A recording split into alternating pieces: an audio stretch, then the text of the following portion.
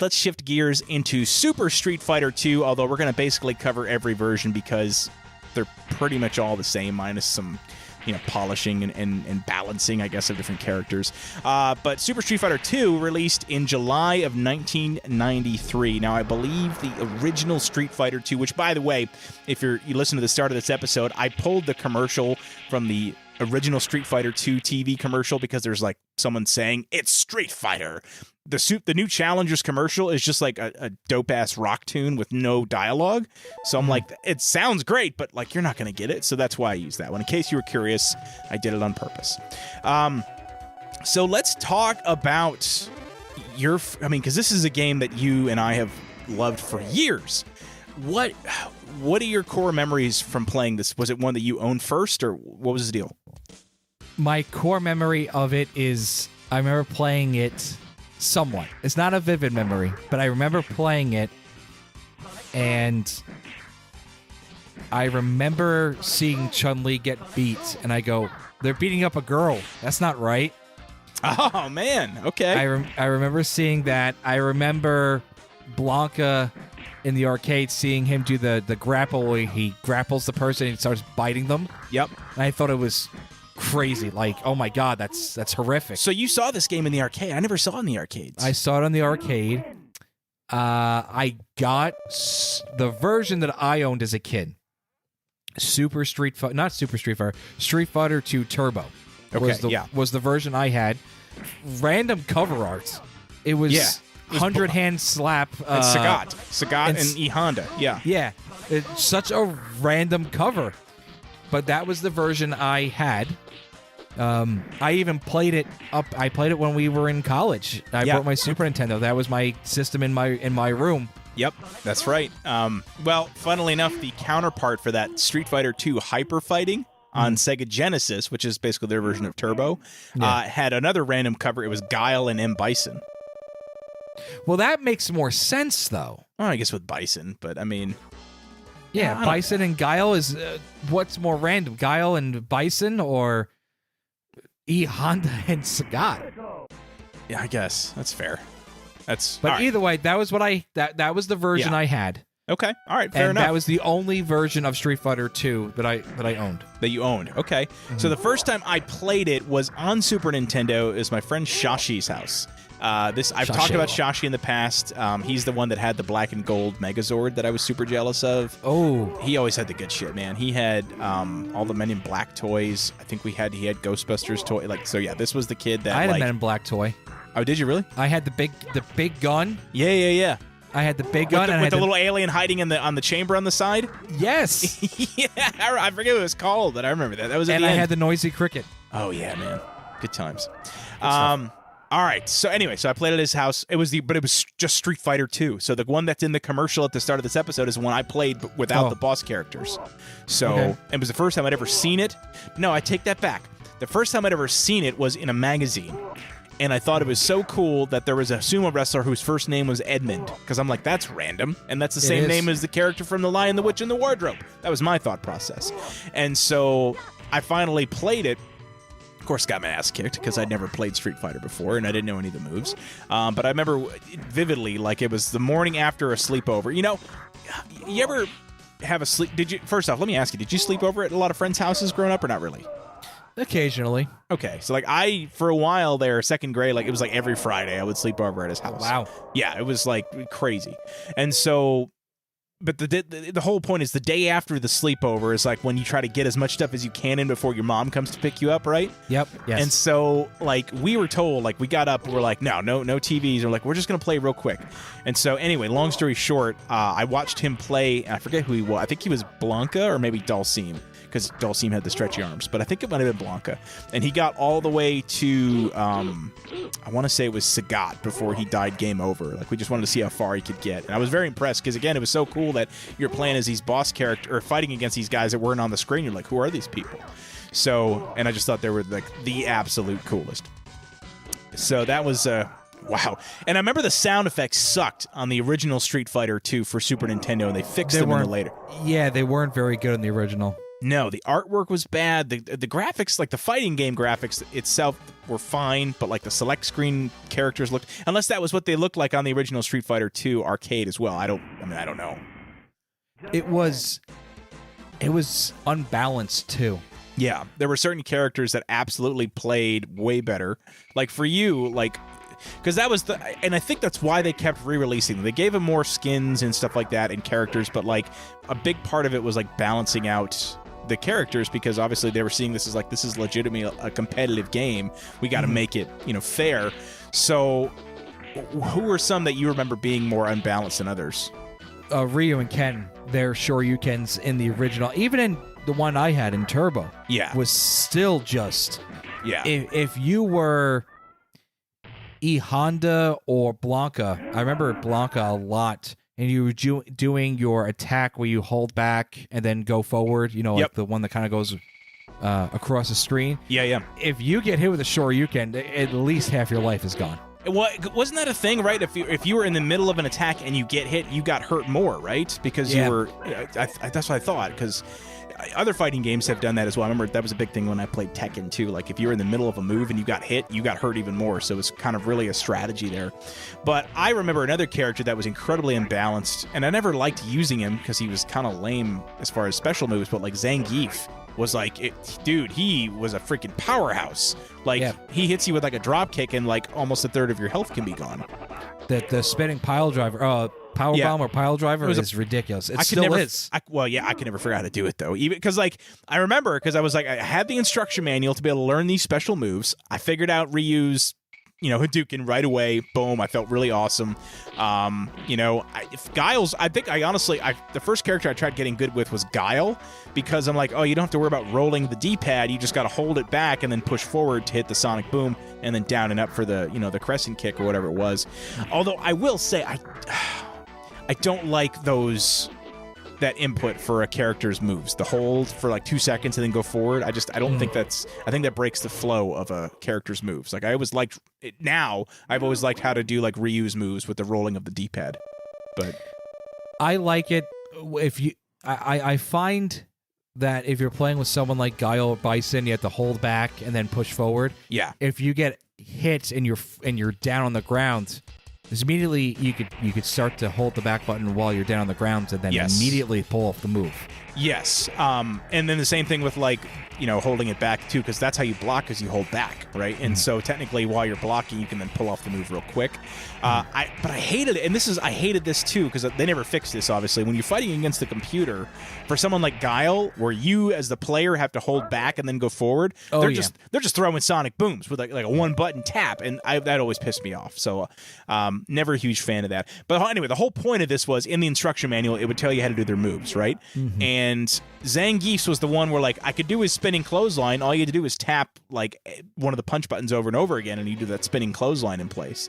But I could never understand what it meant when it meant you had to swirl your hand around the whole D-pad to hit the spinning pile driver. I could never do it. Well, luckily, once they went on Xbox 360 and PS3, you could just do the analog stick and you're done. Oh, yeah. It's easy to figure out. Game changer, those analog. And actually, probably in the arcades, it was a lot easier to do, too, because you had the big, you know what I mean? But I never played it in the arcade, so I can't speak from memory on that.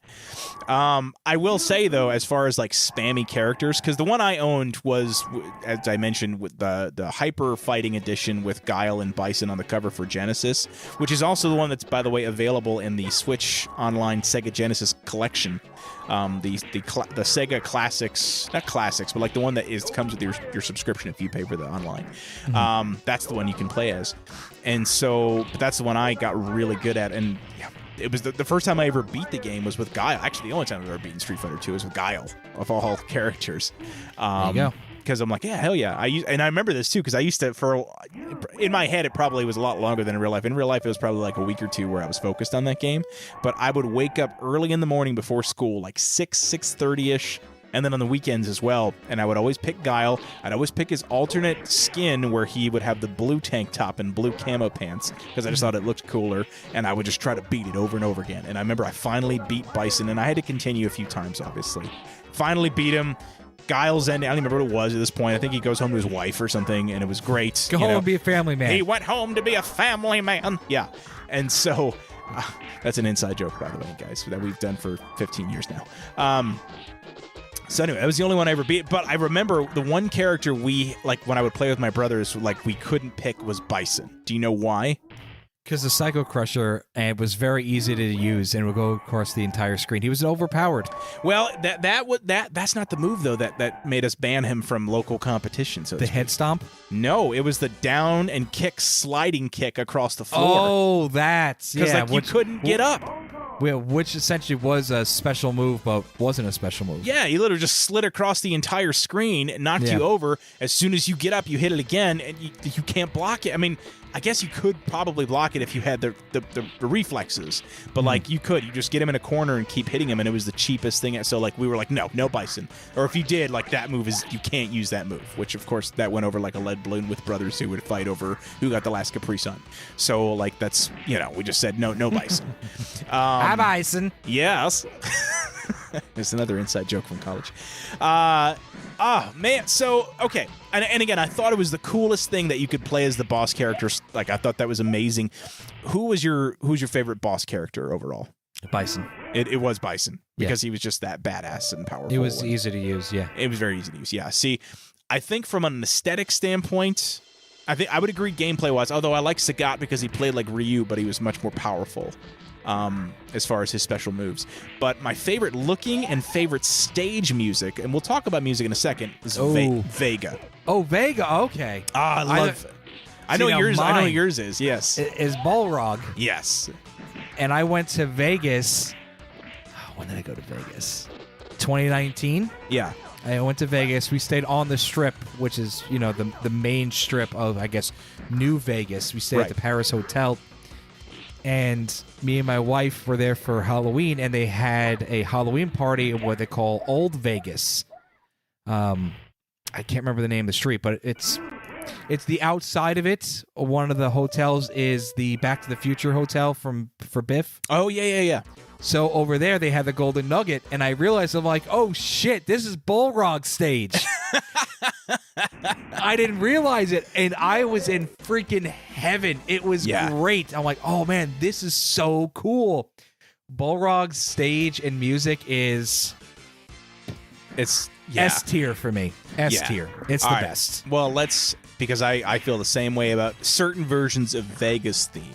And in fact, I forget who composed it. Years ago, I found one on YouTube that was like orchestral sounding and just very slow. So many awesome remakes of Street Fighter music.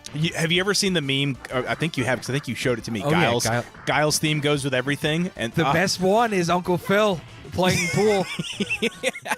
That, or I think it was like the Rocky montage from Rocky 4 where he's running up the mountain. That was one. There was one where Steve Austin is running to the ring and he's just stunning everybody. There's just so many. But it's true. It is. It's true. There's ones in like sports. Yeah. I think it was they showed Joe Carter hitting that World Series winning home run for the Blue Jays, and he's at home. He's at home plate, and the music starts to get a little bit louder and louder and louder. He hits the home run, and it just boom. Dun, dun, dun, dun, dun, dun. Yeah. It's great, but it's true though. I will say the music I feel like has gotten worse in the games though, because I have Street Fighter 6. Yeah, and I just don't like it. Is it stage specific, or is it like they're not memorable? That's another thing. It's sometimes it's stage specific, sometimes it's only for you're fighting your rival. It started in Street Fighter 4 with that, which actually, go on record, is my favorite version of Street Fighter. Street Fighter 4 is. Street Fighter 4 is my favorite version. But that's when they started to have the music not be aligned with a stage. Gotcha. It was a person, but you could... Say if I was playing you local in couch mode. Yep.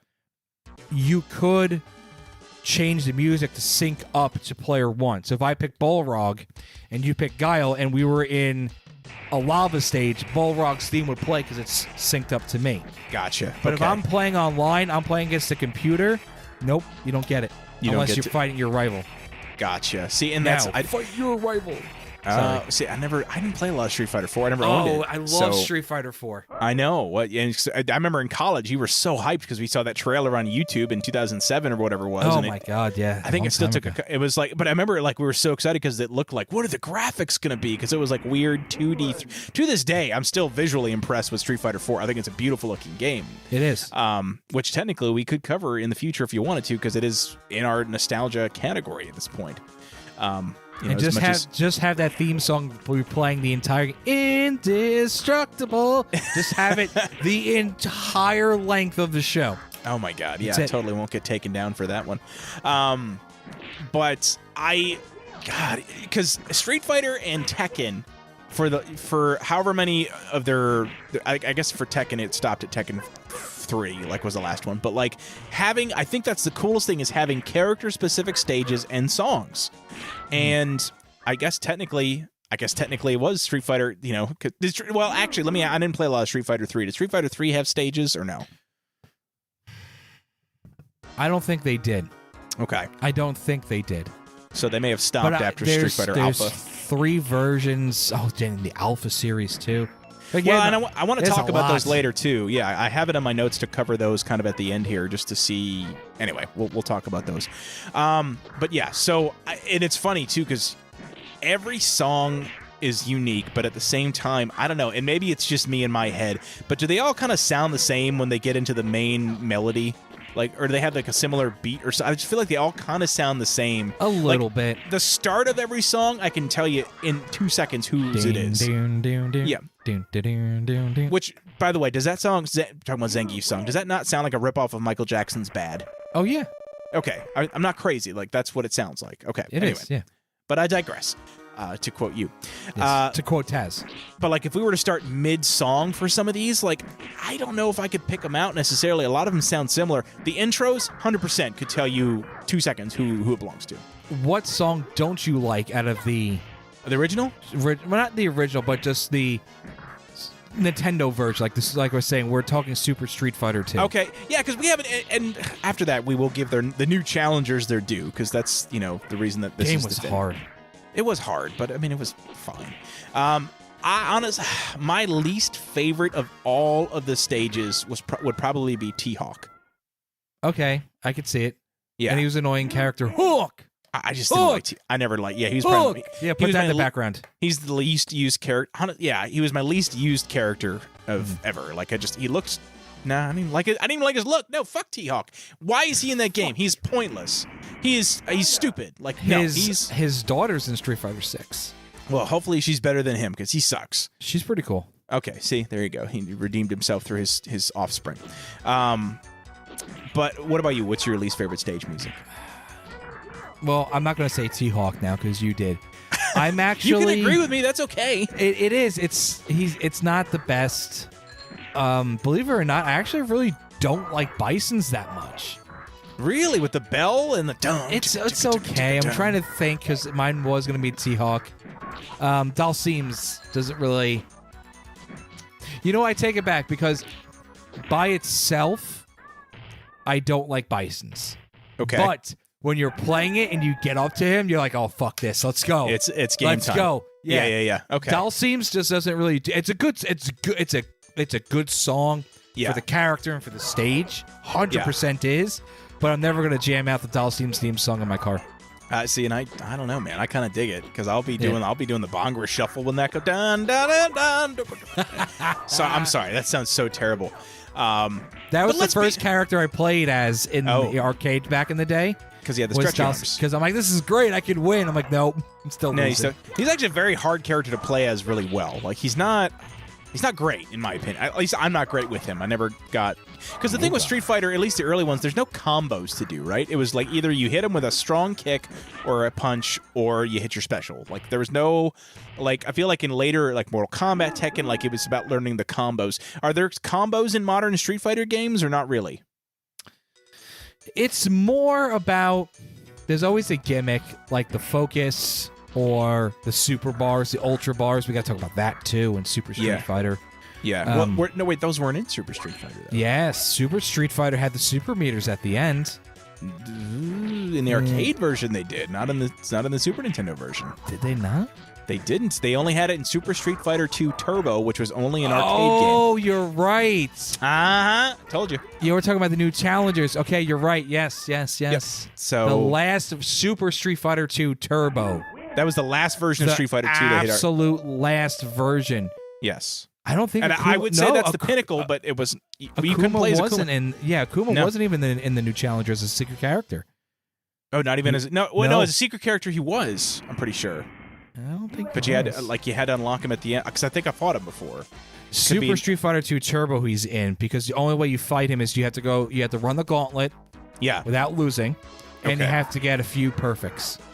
So maybe that's what I'm thinking of then, because okay, could be like a what do you call it, the Mandela effect, where I swore I fought him, but I probably didn't. But anyway, going back to it, so they didn't have combos, but like you said, they focused on. But that was later games with the super meters and whatnot. So I mean, here's the thing: Super Street Fighter 2, the new challengers, is an incredibly balanced game. So it wasn't necessarily like you could still be competitive with it, but you're just either. I don't know, for you to master a so let me ask you this, and we're kind of jumping all over the place. I'll try to get back on track here. Because disclosure, there's a lot of games here. We're trying to focus on the new challengers, but we're covering all fucking versions of this game. I know, and there's slight differences between, and the core is there. You want to get really confused? Go to the Alpha series. Well, and Street Fighter Alpha, Street Fighter Alpha 2, Street Fighter Alpha 2 Gold. Oh my god, it's too much. Yeah, too much. But they're great games. Who is for Street Fighter 2 of the version we're talking about with all the characters? Who is your best character? Back in the day, it was Bison. It was Bison. Okay. Now, if I play any of the older, but towards the end of them, like New Challengers or Super, Chun-Li.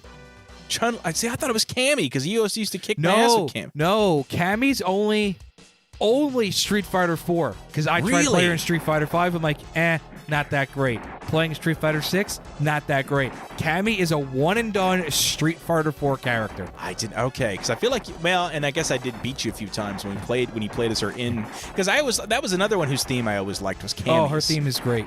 Yeah, she had a great theme. Her stage is cool too. She got the Northern Lights in England. No, it's god. Honestly, I think all the stages look great. I don't think there's a bad. Even T-Hawk. Yeah, his stage is fine. His music is weird though. His stage is fine.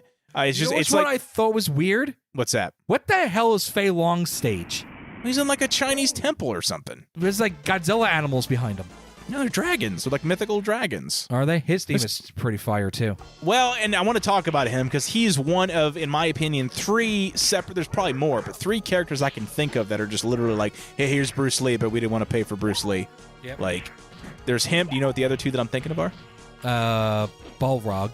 No, Tyson. I'm talking about Fei Long, Bruce Lee ripoffs. Let's talk about that for a second. Balrog is a Mike Tyson ripoff. No, but what are other fighting games that have Bruce Lee ripoffs? Oh, I don't know. You wouldn't know? No. So I'll tell you the 2. I wrote them down. Is Liu Kang from Mortal Kombat. Yep. Okay. And then again, you haven't played much Tekken, but there's a character named Law. I do know Law. Who literally just looks like Bruce Lee. Now, it's funny, too, because there was the Street Fighter Tekken game they put out that was like a Street Fighter graphics, but with Tekken characters. They had Law and they had Fei Long, and you could have them fight each other, and that just broke everything, in my opinion. But anyway.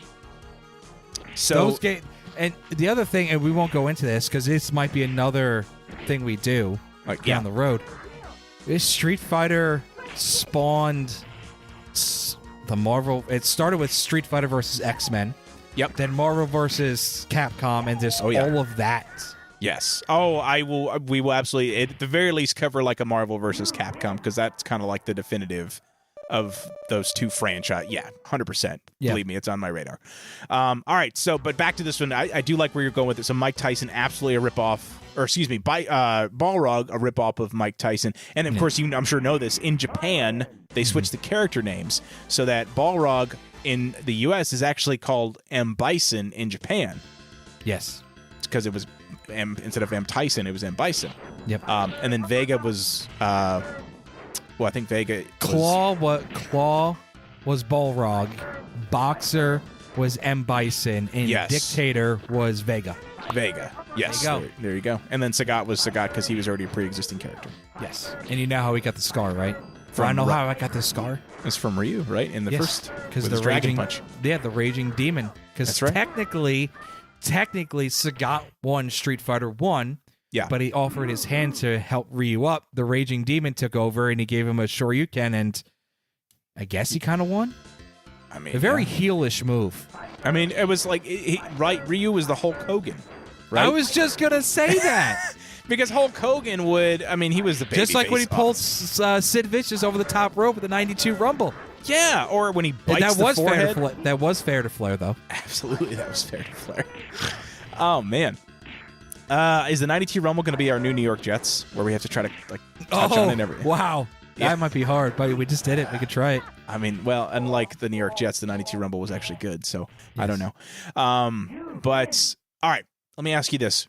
Back to the new challengers specifically, because I feel like other than Balrog, are there any other characters that are rip-offs of real-life people? Not really, right? I think those are the big ones. No, it's just terrible stereotypes. Well, and that's true, and I apologized earlier when I did my Dulcim music impression because I was kind of feeding into that too, and it's not right. But yeah, this game is incredibly racist. Like, it is. I don't want to say racist because it's not saying one race. It's stereotypes. That's the word I'm thinking of. Come on, Guile's got American flags on his muscles. Zangief is from the USSR, and there's guys drinking vodka in his stage. Well, isn't he playing in like a prison or something? Is it like a no? gulag? It's a nuclear power plant. Oh, okay. At the USSR, so still stereotypical then. It's a stereotype. E Honda's in a bathroom, you know. Yeah. He's the sumo guy, right? Yeah. You know? Chun-Li's in China, like, you know, in a the back marketplace. streets of China, and they're choking a chicken in the background. So come on. An actual chicken, by the way. Yeah. In case okay. Yeah, that's what I meant. That's true. And then Ken's, I guess, is not really that stereotypical. No, USA. Ken's not. Ryu's not. Dulcim is. Ryu kind of is. Isn't he on like the top of a Japanese pagoda? Like, that's pretty stereotypical. Yeah, but the thing is, he's a wandering warrior, so he can kind of go anywhere. Dulcim's absolutely is, and that's why I did it to begin with, because, Brazil's Blanca in Brazil's like a jungle. Yeah, absolutely. Vega's a Spanish bullfighter. Now, I don't know if cage fighting is a big thing for Spanish bullfighters, so that was kind of unique. That's another thing, too, by the way. I love Vega's stage because it would literally, like, if you're Vega, you could do some cool shit in that stage. Like, that was so unique, and they kept it when you finally got to, like, it's one thing if you're playing against him as a boss character, we're like, oh, yeah, boss characters, you know, they do it differently. They're built different, right? But like once you play as them, a lot of times, if you've ever played other fighting games where you unlock a boss character, they're really dumbed down. Like they're obviously like no longer super hard, badass, whatever's, because like no, that'd be super cheap. Kind of like Bison was when you would play as Bison. Yeah. But like Vega, man, you could climb on the cage, you could attack people. It was cool as hell, man. Not to mention that, God, I'm so sorry. There's so much to talk about here. I didn't realize, and I didn't write it down. Like, you could like knock off Vega's claw and make his punches way weaker, and I don't think he could get it back once you knocked it off. And the reach is reduced. Yeah, because that claw goes across a third of the screen if you're doing the punch. Oh man. Anyway, it's little things. In the grand scheme of things, now it's no big deal. No, absolutely not. But in not. 1993, 92, this is groundbreaking stuff. It really is, and like.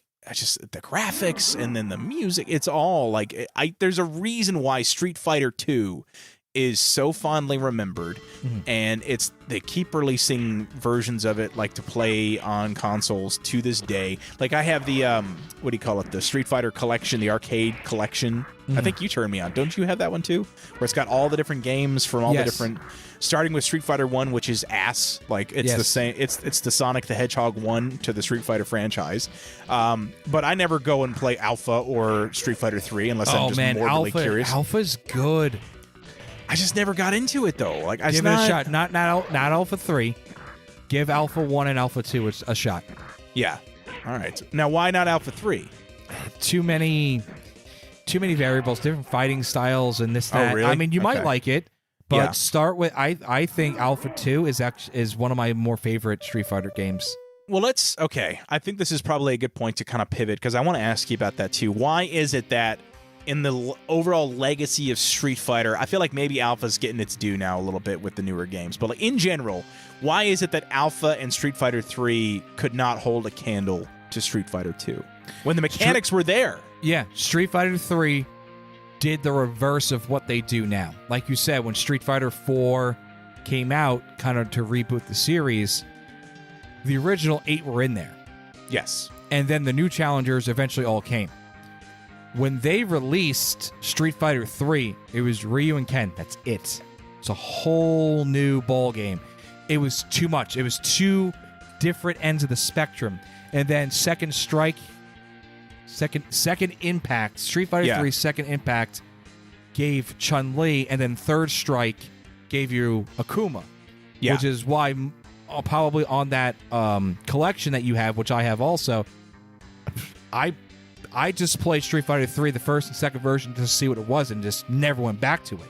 Yeah. Because I do want to be able to play as some recurring characters, but Street Fighter 3, the mechanics are top-notch. It's great, but to your casual, they didn't know who any of these characters were.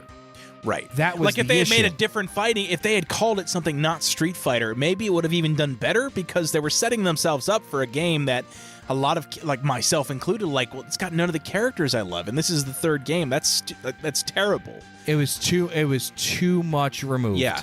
Because it was, you're right though, because it was so I love playing Street Fighter 3. Now, and again, I don't know, I'm assuming Alpha's probably similar as far as that feel, but like Street Fighter 3 plays amazingly. I mean, it really does.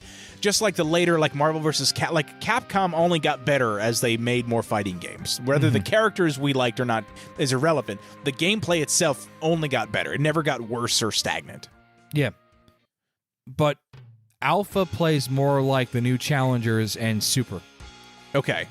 What were your thoughts on the visual changes to Alpha, where they got kind of like big heads, big hands, like kind of like more anime style? They were fine. But the gameplay was good, and you still had those recurring characters with some new ones. Charlie was in it. Birdie was in it. He was from Street Fighter 1. So they brought in some newer characters, but the way they had the roster of the Alpha series and then number 4 eventually was much better than the disastrous Street Fighter 3 launch. Now, I think if Street Fighter 3 had Ryu, Ken, Cammy, Chun-Li, and Akuma, when it launched, it would have been a much different reception. Okay, so they would have had a handful of legacy characters to kind of hold on to. And I guess because probably by the time Third Strike came out, it was like people were kind of moving on. They were getting into the 3D gaming because that was starting to pick up steam with like Tekken and whatnot. So that might have been what derailed it then. That's a good point. And I probably eventually maybe want to go back to like Street Fighter 4. I can't think of many other Street Fighter games I'd want to cover here as a full episode. This is where we're kind of going all over the place. But do you remember? I think they were called EX. But do you remember the Street Fighter games on PlayStation? I do have I have Street Fighter EX 3. I think it is. Yeah. It sucks. They're not good. It's so bad. That was their attempt at 3D gaming. Yeah. It's an early game on the PS2, and the underside of the disc is blue. That's how early it was. So I do have it. It's not fun. It's not good. No, well, because they tried focusing too much on look, we're 3D now, but then like the gameplay is trash. Like it's not. Everything had to go to 3D. I love and this is a game we'll probably will discuss one day. Donkey Kong Country on Super Nintendo is one of my favorite games of all time. I didn't like it in 3D. Everything had to go to 3D at one point. Street Fighter, and you're a Mortal Kombat fan. Yeah. Oh, I did not like Mortal Kombat 4. Now, I will say they kind of tweaked things with the PS2 with like Deadly Alliance and that trilogy of games ending with Armageddon. Those were fun. We played those in college. But they weren't trying to be Mortal Kombat games. They made a whole new gameplay fighting system to say, we're 3D now. And it was all the better for it, in my opinion. So now they've since gone back to kind of the 2D fighting style, but 3D. I mean, they look amazing, obviously. But so I kind of like that too, though. So, but they figured that out. And same thing, like with the newer Street Fighter games. I mean, they learned starting with Street Fighter 4, 3D-ish graphics, but 2D fighting styles. Right? There's no 3D. That's the way to do it. Absolutely. So, good stuff, man. And since we're on the subject of Street Fighter, what were your thoughts on the Street Fighter movie from 1992 or whatever it was with Jean-Claude Van Damme? I have a confession. I don't think I've ever watched it from beginning to end. Are you kidding? Dude, watch it. That's my childhood, man. It's a great movie. I mean, it's terrible, but it's great. I've never watched it from beginning to end because everybody told me how bad it was. Just watch it, dude. It's hilariously bad. It's hilariously bad. And then if they put out Street Fighter the movie, the game, based on the game, which Yes. made into a movie. It's so meta. There's like, so somebody, I watched this from the Nerd. There was a company that made a Street Fighter ripoff game on like the Panasonic 3DO or something like that. Yeah. And it was terrible, but then they got the rights to make Street Fighter the movie, the game. Yeah. Which is like Mortal Kombat-esque graphics of Street Fighter guys. Yeah, but without the polish of a Street Fighter game. Yeah. That wasn't good either. I think the game it's funny too, because I think the game you're referring to, maybe not, but I remember the guys that made Mortal Kombat had a falling out, and one of them went to work and develop a competitor to Mortal Kombat that ended up sucking. I don't think it was the game that you're talking, but anyway, the fact that they tried to make it a Mortal Kombat, because Mortal Kombat was obviously doing very well at that point, so I understand why they did it, but God, I played it like once on an emulator. I'm like, this is fucking bullshit. This is a terrible game. Like, it was not fun at all, and it was like clunky looking, because like obviously what's great about Street Fighter is that with the animated graphics, it was a lot smoother to throw a Hadouken. Like it looked better. Just terrible all around. And the movie's not good. I'm not saying it's good. Believe me. They take a lot of liberties with the characters. They got some of the greatest quotes ever in that movie. Like, did you ever watch the whole Bison "It's Tuesday" quote? Like that's what he's known for. No, the only thing I ever saw with Bison was from the animated series was going, yes. No, so in the movie, Chun-Li, so basically in this movie, Chun-Li has it out for Bison because Bison like raised her village and like killed everyone in the village and burned it to the ground. And so she's like, her whole life, she's like, I want to kill Bison because he did this to me. And she's like, she like tells him this really, like, when I was a kid, you burned everyone to the ground and killed my family or whatever. And he's like, I'm sorry, I don't remember that. And she's like, she gets super pissed. He goes, for you, when Bison graced your village, it was the most important day of your life. But for me, it was Tuesday. And it was just amazing. Now, you know who plays Bison in the movie? Yes, Gomez from Addams Family. Yes, Raul Julia, R.I.P. It was his last role. He was actively dying while making it, but his kids love Street Fighter, so he figured he'd do it, which, you know, that's awesome. He's the highlight of that movie. I mean, he's the best part of the movie. So, anyway, go watch it. It's bad, but just throw a few beers back. It's worth it. It's not, I saw the Legend of Chun-Li movie. That was just not good. I have not seen that, but I did send you that teaser image the other day through text message of the theoretical Street Fighter movie that's being made. It could be fake. I don't know, but we'll see if there's actually... I don't know, man. I feel like they've been on a roll with the Mario movie and whatnot. Like, maybe they could do it justice now. You know, third time is the charm. We'll see. Hopefully. Hopefully. And then, of course, you may not remember this, but do you remember the Saturday morning cartoon that came out? I do. I had Street Fighter G.I. Joe toys, too. Oh, my God. So I do remember that. Yeah. I do have the Street Fighter Alpha movie cartoon. Those were great. The animes were great. Yeah. I think I got that for you, didn't I? I got you one of them. Yeah. Mm-hmm. Those were great, man. All right, before we shout out some listeners who wanted to contribute this week, any other? I know you were looking up trying to find some fun factoids. You got anything? Well, we kind of went over it about the Claw, the Dictator, M. Bison. There was so much about this. Yeah, about Street Fighter 2. So many people have talked about it. That it's a game. I feel like it's one of those games, no matter what incarnation also, of number 2. If you were building a video game time capsule, you have to put Street Fighter in there. Yeah. No, it sets up so much. It's one of those where if you were to go back and like erase it from existence, I don't know where fighting games would be. I mean, because even Mortal Kombat, the only one that I think was like a competitor, like it was made to compete with Street Fighter, right? I mean, it doesn't exist without Street Fighter. Like the only other one you could argue is like maybe then like 3D games like Tekken Takeover, because Tekken came out in like 94, I think. I mean, so it wasn't long after this that you had like a Virtual Fighter and Tekken, and maybe those become... Killer Instinct was another one. But again, that was made by the guys who made Mortal Kombat, who wouldn't have made that had they not made Mortal Kombat, which was made by Rare. Oh, was it Rare? I thought it was Midway. Maybe Midway distributed it then. I don't know. Maybe in like arcades. That's Rare right. made, yeah. But would they have made that without Street Fighter? I don't know. It's hard to say, man. because it really was like there were fighting games before Street Fighter, but Street Fighter was literally the bar. Like that is the reason why in most fighting games, even if you've never played a fighting game that you're about to play, you can probably figure out how to throw a Hadouken with whoever it is because it's the same input. Like they don't fuck with the formula for a reason, and that's Street Fighter's formula, right? Like that's what it is. So yeah, so much is owed to this, and I wanted to shout out a few listeners because I very last minute posted out on Facebook through the Generation S podcast page, which you should go follow, by the way. Not you, Lou, but if you have Facebook, go follow it.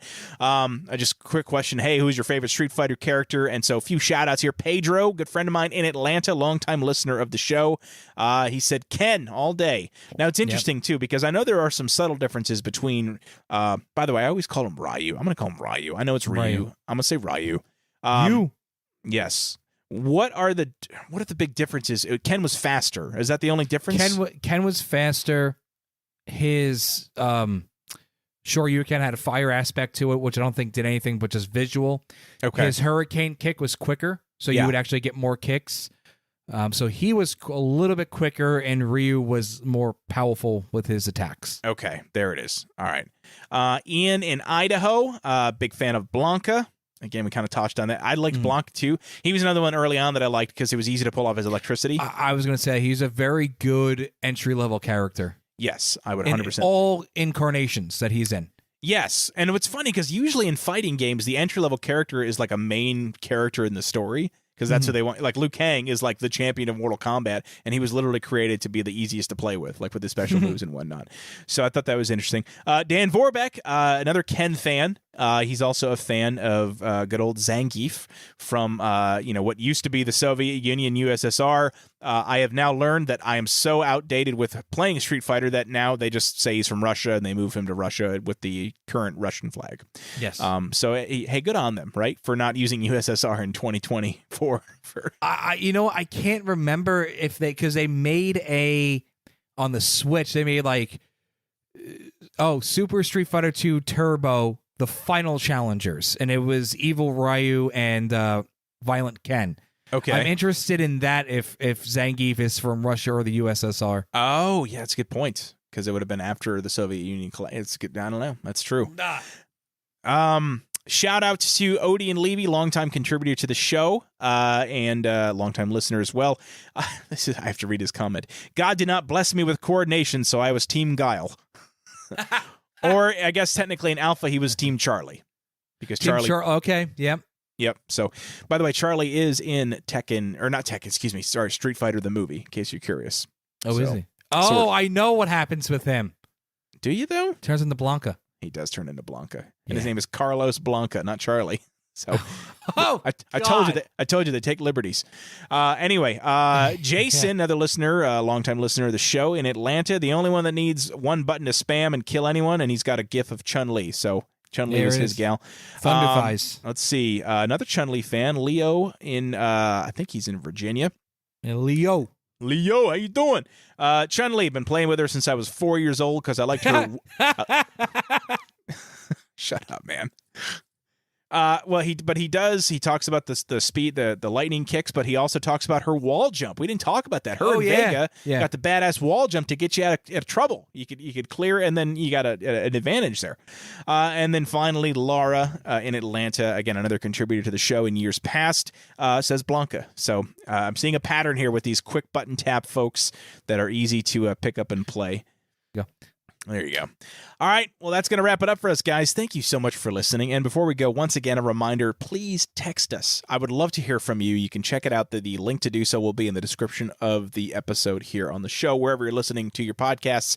If you're listening to it on YouTube, probably can't, so just make sure you go to the main website. Because I don't know. The link might be in there. I don't remember. But anyway, if you're listening to this on YouTube, make sure you check out the original version on iTunes or Spotify or wherever else you might listen to your traditional podcasts.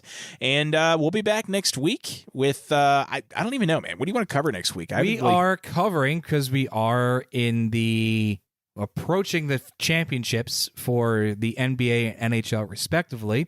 We are talking about, it's funny I talk about Ken Griffey Jr. Baseball, which was a popular game. But This was the sports game of the 90s, in my opinion. In preparation for the NBA Finals, because this is going to drop probably the first week of June, so the NBA Finals should be starting or just about to start. We are talking about NBA Jam and just the culture of growing up in the 90s with the era of some guy named Michael Jordan. So just about basketball in general, but focusing on how NBA Jam just changed, how Street Fighter changed fighting games. NBA Jam changed sports games. 100%. Absolutely. And are we going to cover a specific I mean, I feel like they're pretty much the same across. Pretty much the same, but I would just go with, I grew up with, believe it or not, I played the Sega Genesis version the most. Same here. Yeah, okay, perfect. Then that's the one we'll talk about, because that's one I obviously played. Yep. So, all right, cool. That'll be the cover for it, but we'll obviously kind of talk about the differences between the arcade and the Super Nintendo version as well. So, good stuff, man. All right, thank you for coming on, Lou. Missed you. Good having you back, buddy. Thank you for having me. And yeah, I guess barring any crazy allergies, now that you've got it under control with your prescription medication, we'll be back next week to talk NBA Jam. So until then, we'll talk to you soon. Goodbye.